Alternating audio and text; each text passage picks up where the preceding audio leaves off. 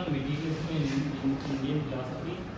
So materialism, in the sense, I have tried my best in reading materialism that is out of the Charvaka school of thought to try and find out why materialism was pushed into oblivion. Like even for Charvaka, we don't have any concrete record of what they actually told, the claims. All we know about Charvaka is basically the reference of the Astika schools and their sources. So that is what I have tried to do. So yeah, I just asked a question. What do you kind of characterize or associate the Indian philosophy with? Anyone? You can say anything. It's boring.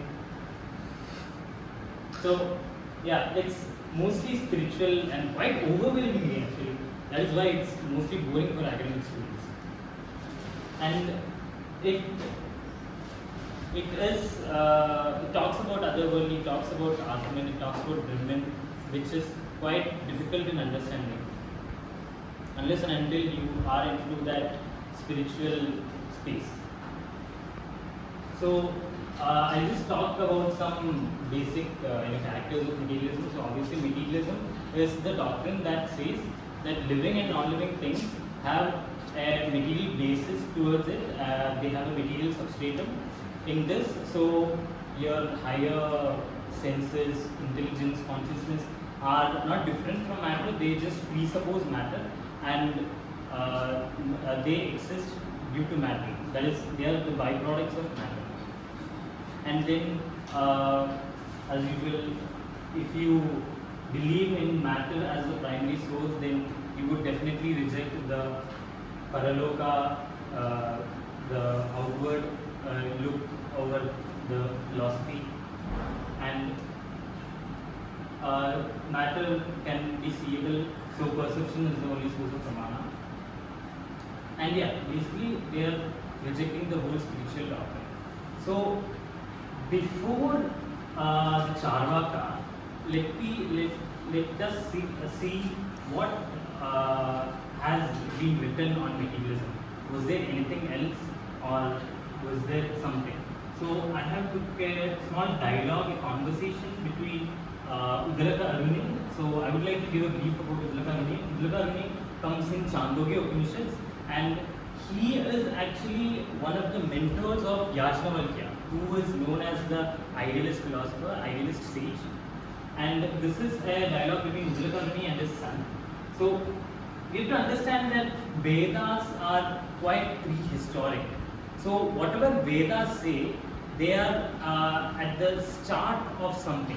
For example, even materialism, it's not like a full-fledged materialism that has had great philosophical discourse on it. It's just the starting point of materialism. So in that sense, we can view Udalaka Aruni as a proto-materialist, someone who has that light spark of materialism in him. And the main doctrine of materialism is Bhuta Chaitanyavada or Dehatmavada, where consciousness is only a quality of matter. And in starting, Udalaka says that your food, water and heat, that is oil or butter, all go through a threefold division when consumed by humans. So according to Udalaka, when food is consumed, it undergoes a threefold division. So the coarsest, the most rough, useless component transforms into feces. The medium component transforms into flesh, and the most subtlest, the cream of the cream, goes to the mind. Likewise, he told water when consumed also undergoes three divisions. And so you have your coarsest, the most rough component transforms into urine, the medium blood, and the most cream of the cream, the subtlest breath, life. And then you have likewise heat, that is oil or butter, the coarsest bone, the medium marrow, and the subtlest speech. So he gives, so using logic, Indian logic, we can kind of break down and look at the intricacies of this statement. So, as we know, Indian logic, one of the main things there is the Anvaya Vyatireka, where Anvaya is the agreement in presence and Vyatireka is agreement in absence. So, so they use this to create a causal connection, say an objective connection between two components or two things or phenomena. So the argument is this: so when the body is well fed, consciousness is improved, and when the body is not well fed, consciousness falters. Now he tells that Uddalaka says to Swetaketu that you should be a brahmacharya in the Chandogya Upanishads. So you should start reading about it. Swetaketu goes to school, does the Upanayana ceremony, then goes and studies. So when he comes back, Uddalaka says that human body consists of 16 parts. So for Swetaketu to understand the Vedas more efficiently, Uddalaka says, don't consume anything other than water for 15 days. Swetaketu rightly does so, and after that Swetaketu approaches Uddalaka and asks and tells that the Vedas doesn't occur to him, meaning that his consciousness is quite degenerated. So he doesn't, that's what the Upanishad say, occur to him. Then Uddalaka says that, okay, you now go have food and then come back. Let us see if you understand the Vedas. Then, surprise, surprise, he understands everything. So, this is one argument where we can see Uddalaka using materialism as a component, because in the presence of a well-nourished body, well-functioning body, you can see clearly that consciousness is present. That's called the Pati Chetana, the improved consciousness is present. At the same time, when you don't feed one's body that much, even for example here, we can see why Uddalaka only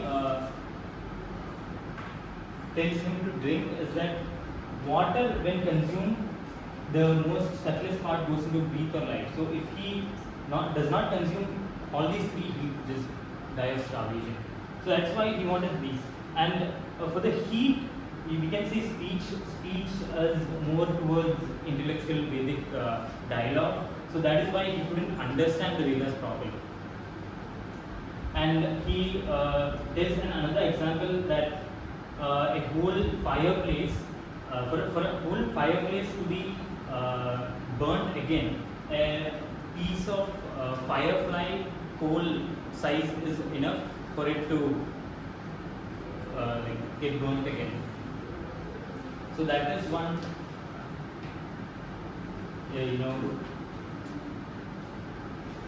aspect of materialism in Vedas. Now, I would like to talk about the materialistic characteristics of Vaisheshika and Nyaya. So, Vaisheshika, obviously, it talks about atoms, its Adrishya nature and indivisibility. And in Nyaya Sutras, according to what I've read, is that they don't talk much about the gods, and there is only like one vain statement where it's actually a rival view and they're trying to negate that. And this is the materialistic characteristic of Vaisheshika and Nyaya.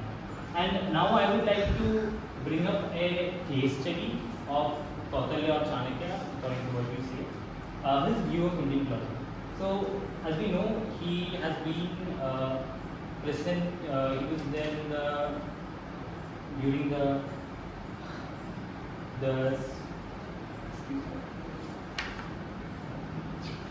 from 375 BC to 283 BC, and his main work is Arthashastra. So in Arthashastra, he maintains that there are 4 branches of knowledge according to him. And the first one is Anvikshiki, which means it is after knowledge. The living term of Anviki is after knowledge, and it refers to Anumana Vidya, so the knowledge that is gained from after knowledge, and it's an only term for inference. And Trayi, he is meaning for people of the Indian philosophy school. Trayi means the three ones, the Rigveda, Chaturveda, Samaveda. So by theology, he means that he is referring to only the Vedas, Vedic theology. So let's come to notice that he does accept Vedic theology as a branch of knowledge. And next is Varta, knowledge of agriculture and grazing, building, everything. And then when you think, the political concept of this. And he tells that only three Indian philosophical schools should come under Anvikshiti, and that is Sankhya, Yoga, and Loketa. Now, when we see it, he is quite a rationalistic tendency driven person. So he tries to say that Sankhya, Yoga, Loketa, but it's like something doesn't feel right, because yoga talks about like quite different from materialism. It's most about psychophysical practices, the asanas. So again, coming to the dates, we can see that by yoga he meant the Nyaya Vaisheshika, which is obviously the school of reason in Indian philosophy. And when he did this, that was the most grave mistake that he did. Because as we know, his Arthashastra work only got rediscovered in the late 19th, early 20th century. So something happened here. Obviously, when a king or a whole dynasty gets thrown away, most of their work, most of their treaties on politics, they also get kind of trashed. And it's not like we had a printing press back in the day, so it was only manuscripts. But I feel his distinction of Trayi, Vedic theology, and Anvikshiti, old term for inference, that kind of caused his downfall. Because as we know, the orthodox lawmakers, the followers of Manu, they considered the Vedas, or they considered Anvikshiti in the Trayi Vedic theology. So by that we can understand that actually Anvikshiti, that is, you could say logic, is actually subservient to the Vedas. So that is a one point where he definitely refutes. So according to Kautilya, Anvikshiti and Trayi are separate branches of knowledge. They don't connect. So in that sense, when he divided this between Anvikshiti and Trayi, the whole that is the lawmakers, the so-called orthodox elite, pretty much put him to the side. So even after his downfall, we couldn't hear only we could get certain references to his work. And to conclude, I would like to say that in Western philosophy, after we have this enlightenment period, and we had this, you could say, like a smooth flow of in modern Western philosophy, where you have Descartes and you have John Locke, and we get that sense of that rationalism and empiricism debates. It's clear to understand. What I feel is that Indian philosophy never got that enlightenment period phase. So it started as spiritual, was spiritual, and is now heavily spiritual. And as we can see, prevalence of Vedic authority was definitely quite evident. So I feel materialism is there, is clearly there in Astika schools as well, except for Purvamamsa and Vedanta. But due to this Vedic elite trying to control everything and control the hierarchy, they have to tweak their own philosophies in a way that they could accept Vedic authority.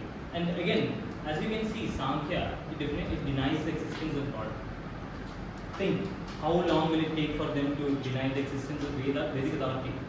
But yeah, that couldn't happen. So I feel we should also look Indian philosophy from a materialistic point of view. At least start something, a dialogue from the materialistic point of view other than